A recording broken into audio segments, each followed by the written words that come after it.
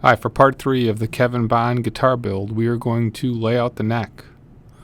We'll do the neck video in a 2-part process here. And I've got my neck template, and I'm going to draw the line where the nut is. That's usually the most important line other than the center line. We'll draw this out on the board, lay out where the truss rod is going to go.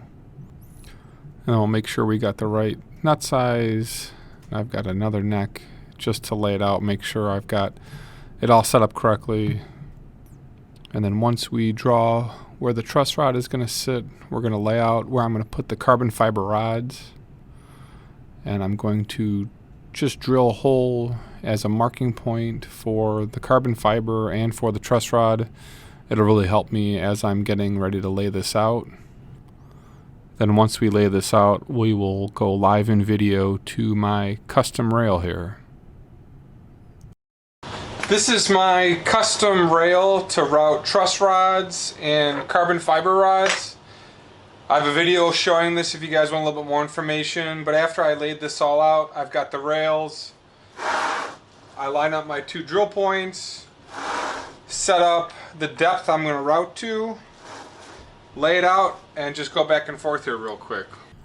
I built this rail system to help me speed up the process.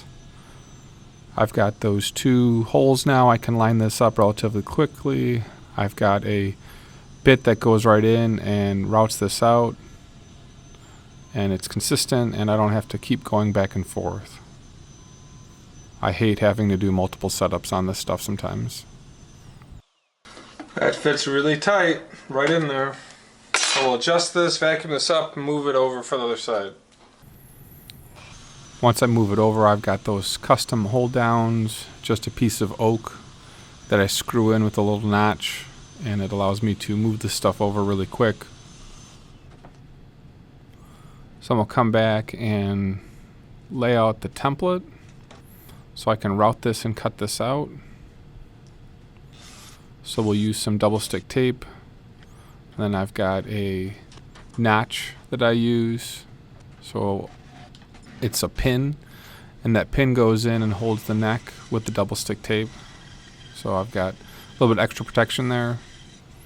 And then we'll take this back over to my Craftsman bandsaw. This is my 10-inch bandsaw that I use to cut all of my curves and bodies. So we'll go through and just cut this and go slow. Obviously this is sped up. And then once it's all cut out, we cut as close as we can to the edge. We take this to my Craftsman table router with a bottom bearing bit, and we just route out the rest of the neck. And then we are roughed out in terms of shape and everything. So then once we complete the routing, we're going to go ahead and glue in the carbon fiber rods. And I found these carbon fiber rods a while ago on eBay. I can't remember where I purchased them, but they were on clearance. They're pretty cheap. I think they're about 1/4 inch by 1/4 inch. And we'll just drop them in with some glue. I use the go-to glue. It's kind of an epoxy super glue.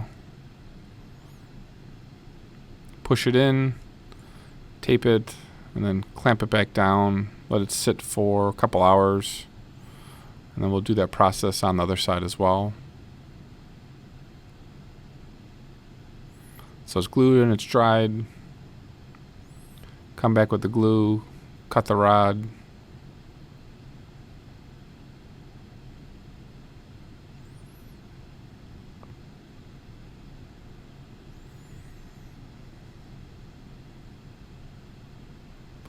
Don't need a whole ton of glue. It's not going to rattle. And plus when I glue on the fretboard, it's going to glue it from the top as well. So again, we'll just come back, clamp it down. And then I need to just take a little bit off the backside of the fretboard. So I'm using African blackwood. I've used this before. Incredible feel, incredible sound. This is a really nice fretboard. I think I paid $50 for this. There's a couple places you can buy this online. They make a lot of violin parts out of this stuff sometimes if you can't get ebony. Very tight grained, close grained as well. and I had this special piece and I figured I'd use it. So then we'll take this over to my slotting template. And I have my earplugs in here, and we are on my other stand in the basement. Just cut this out, got the vacuum cleaner going to keep it clean, and we'll cut those 22 frets.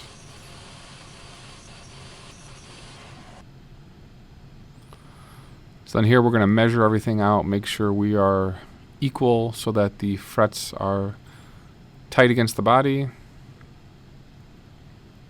Clean off the fretboard from any glue or anything. We will use a little bit of masking tape to where the truss rod's going to be, so we don't want the glue to jam into the truss rod and then it stiffens up and you can't use it. So we'll clamp this down, and we use those clamps, hand clamps, just as a hold down, and then we'll come back with a bunch of clamps and begin to clamp this down. Even pressure across each side. Make sure it looks good, and then we'll come back and trim the fretboard. Again, that's my Craftsman bandsaw. And we'll just cut the black wood off on the side.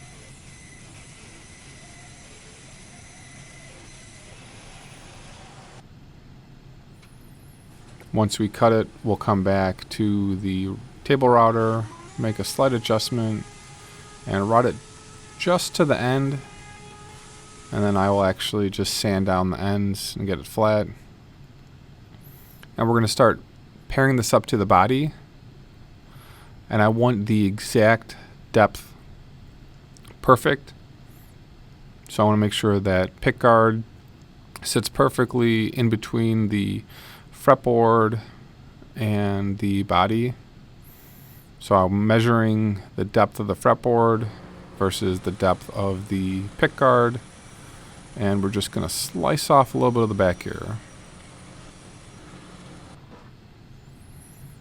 Then we'll come back and measure the thickness of the headstock, which is about a 1/2 inch here or there, depending on what year and who's doing the work. Make sure that looks good. We will mark my tuner holes. And then we'll take this over to the drill press and drill out 10mm posts.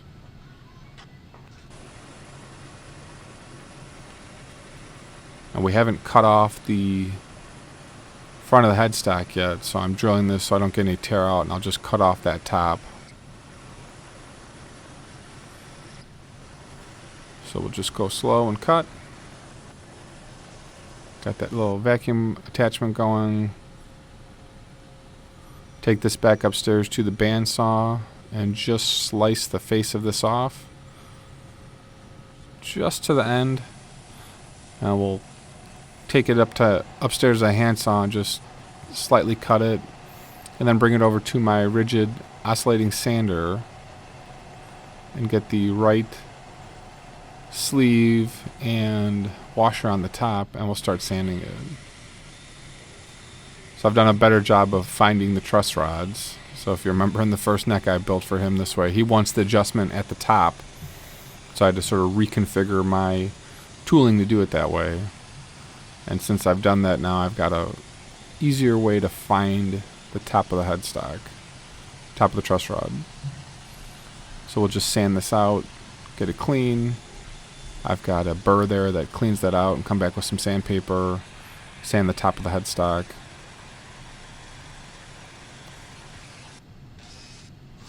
And then we will take my template for the dots and for the fretboard dots. For some reason my template is just slightly off. We'll just get those started and then bring it back over to my drill press and drill these out just so that the dots go right in at the perfect height. I'll come back with the go-to glue. These are just pearl dots. Tap them in if they need a little bit of a tap. Let these sit there all glued down. And I did a additional video on this on using a router bit to help sort of pre-carve. So there's another video out there on, this is a 1-inch bit, and it'll help me get that 59 round back profile. And then from there I can just go ahead and carve out any more that needs to be done. But now I've got a consistent carve going all the way down the neck. And when I come back here with my spokes shaved, then I've got the perfect taper to sort of follow. So I'll flip it around, do it on both sides, make sure I've got a consistent profile.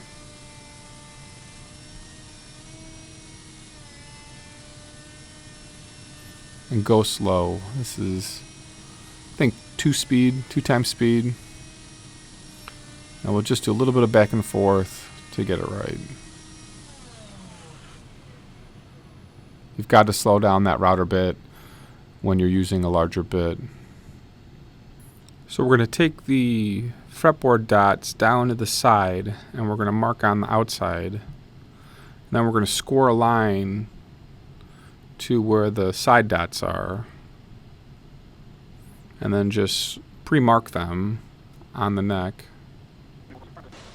Then take them over to my drill press and drill them out. I did another video on this exact process, and you can see that in the link above.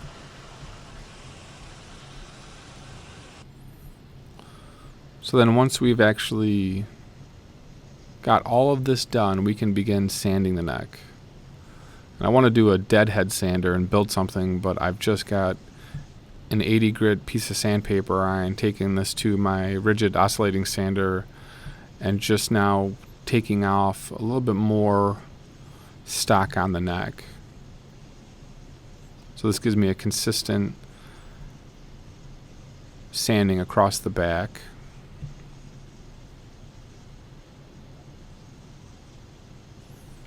I can help do the curves towards the heel and the headstock. And this is mahogany, so it carves really, really fast. So I'm going to drop on the GoPro, pull my curved spoke shave, and finalize a slight taper going towards the headstock. And we'll just feel this out slowly.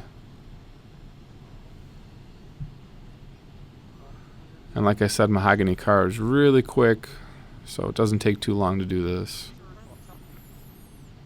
Carving mahogany neck is probably one of my favorite things to do. It's very quick. And we'll get a file out here and just get that taper right. So that's part 3 of the Kevin Bond build. Part 4 is going to be finalizing the neck here. And we'll have that posted in probably the next day or two. Thanks for watching, guys. We will see you in the next video.